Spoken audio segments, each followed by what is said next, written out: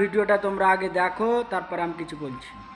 দোকানে নেই কোনো দোকানদার কিংবা মালিক, সবাই সবার মতো করে আসে, পণ্য কিনে এবং যাওয়ার আগে একটি বয়মের টাকা রেখে চলে যায়।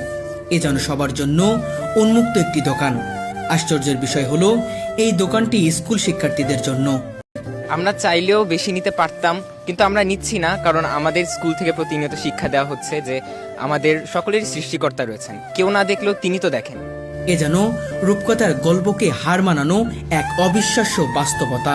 কিন্তু এ কোনো গল্প কাহিনী নয়, একেবারে বাস্তব ঘটনা।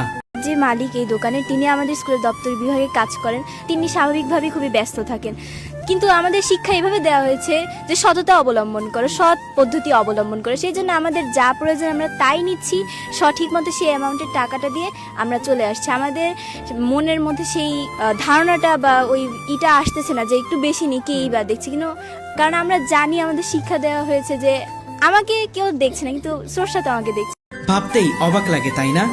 ছোট ছোট বাচ্চারা এসে নিজেরাই পণ্য কিনছে, কিন্তু বিস্ময়ের ব্যাপার হলো কেউ 1 টাকারও বেশি নিচ্ছে না। যে দামে পণ্য নিচ্ছে ঠিক সেই দামটাই বয়মে রেখে চলে যাচ্ছে।